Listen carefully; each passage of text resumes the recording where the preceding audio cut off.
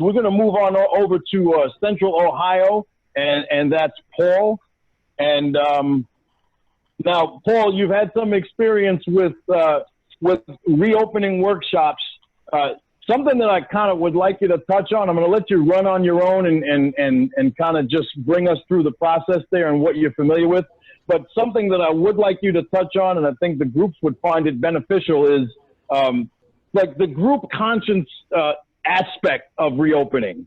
Like if you can bring it down to a group level at a certain point of your share to kind of tell us what that process was like, maybe groups that you've had experience with directly or indirectly through workshops. And with that, Paul, could you share some of your experience with us? Sure. Hey everyone, my name is Paul. I'm an addict, and I just want to say thanks for having me on tonight. Great to see such a large crowd, and happy to be here to share what we've learned so far. You know, we used the NERNA and the American Rivers area as guides for reopening. We also looked at, you know, obviously Tradition 4 and some specific things that we focused on in the workshops for insurance implications, because that's a huge contentious issue in our area right now, having to do with our region and what liability there would be to the groups and the areas, individual trusted servants, and then also to the facility. I know that's not really included in Tradition 4, but we did talk about it a lot. Also indoor versus outdoor, when people were reopening, you know, what was our behavior going to be like outdoor, and how would that reflect on NA as a whole? Because some facilities were starting to say you can meet in our parking lots, but not in the building. And then also one group's actions having an effect on other groups that meet in the same facility, or basically what we were concerned about was contact tracing back to an outbreak to one of our meetings and that getting on the 6 o'clock news. And as one of the previous speakers mentioned, we were very concerned about that. On the next slide for Tradition 10, you know, we have no opinion, but we do have to comply with facility, city, county, and state guidelines, and this does not violate the tradition. And right now, just recently, one of the suburbs said it's a misdemeanor now and a fine of up to $150 if you're in violation of the mask order. But that's dependent on, you know, what part of the city you're in or what suburb you're in. Our area has 4.5 counties and about 1.7 million people. So there's no way that we as the area service body or the PR subcommittee can keep up with all of that. So Paul, let me just ask, is that an individual fine or is that a facility fine? That's an individual fine. Okay. Yeah. So 12, anonymity, the contact tracing. We did have one group that was able to negotiate with their facility who was asking for full contact tracing. They were able to negotiate and say, can we basically keep the names of the trusted servants who were at the meeting and their contact information, and we'll keep that for 2 weeks and then destroy it afterwards. And the facility said yes. Honestly, whether this is in accordance with guidelines that are issued by the Ohio Department of Health or the Franklin County Board of Health, I'm not entirely sure, but that's what they were able to negotiate. Personal anonymity at the level of press, radio, and film isn't necessarily violated by keeping temporary attendance records, but groups may wish to look for a facility that does not require it. In our area, that's getting harder and harder, though. And then also concerns about non-addicts who would be within earshot of speakers or within sight of monitors, you know, for the virtual meetings. Or hybrid meetings, and you know, letting people know that individual members could turn off their video so that no one could see them, or use a pseudonym so that, you know, so that they wouldn't be recognized in the community. Let's see. So communication, you know, we have our ASC emails to the body, and then we have a Facebook account, Instagram, Twitter, and then a GSR group me chat. The first reopen checklist and scenarios draft was based on the American Rivers and the New England region info. It was not well received by our groups.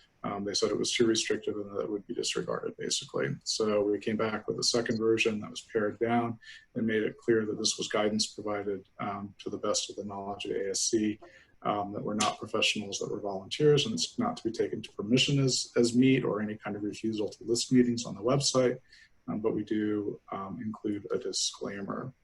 And that disclaimer is basically here. It's a little bit long, but it's just saying, hey, you know, if you choose to go to this meeting, the groups are the ones who have ensured that they are complying with their city, their county, and the state's mandates, but we're providing this information as a convenience, and it's not to be taken as permission for groups to reopen, but again, for them to use it as a springboard for their group conscience to decide, you know, what steps to take next. This is what the checklist looks like. Again, it's based a lot on what the New England region did. So basically review CDC guidelines and state guidelines, connect with the facility, what kind of seating plan do you have, what kind of cleaning you're going to do, what the setup is, you know, what's that one? Encourage personal safety. How are you going to make sure that people new to the meeting who might have boundaries about hugging or holding hands or circling up, you know, if you're not following those guidelines, how are you going to make sure that you're respecting the new people that come into the room?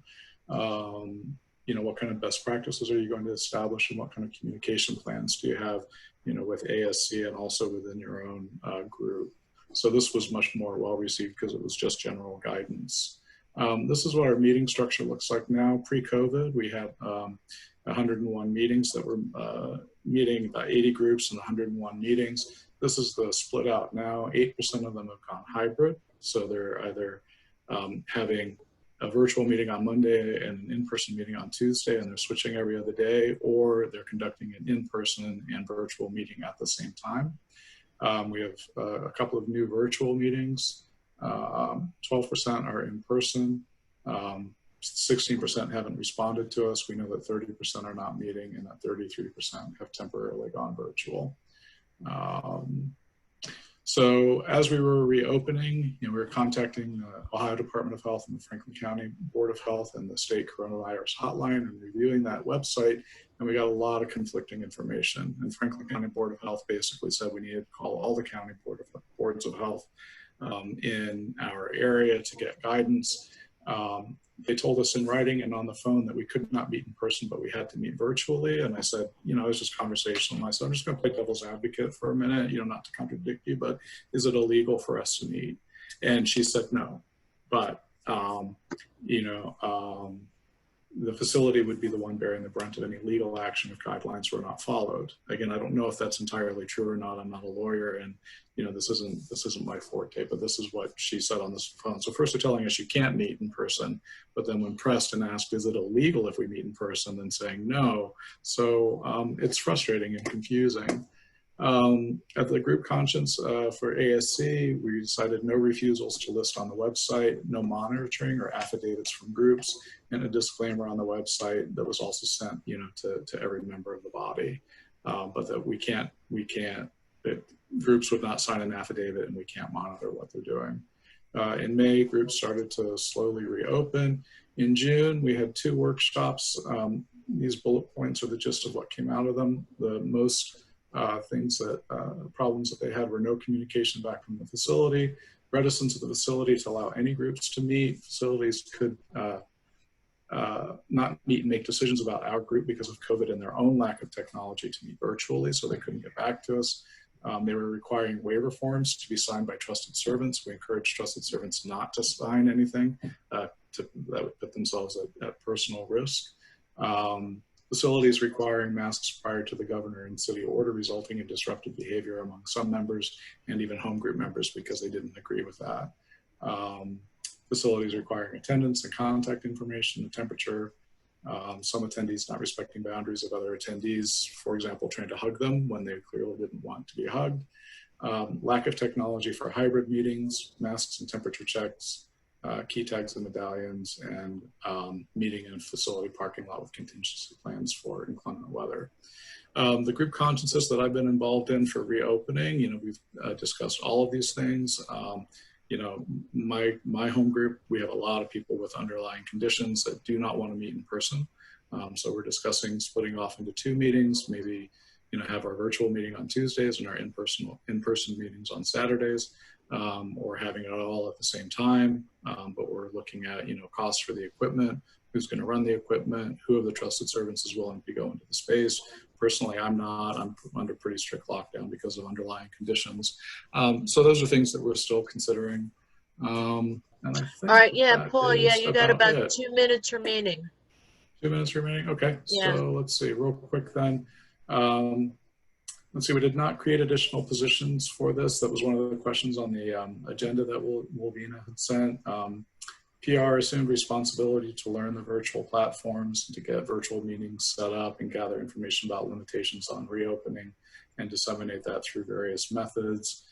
It's the responsibility of the groups to have their group conscience to determine whether to go continue virtual, to go hybrid, or go fully face-to-face. Area, we're going to advise wherever possible, but the decisions, their freedom and responsibility, per the traditions, is really lies with the groups that responsibility.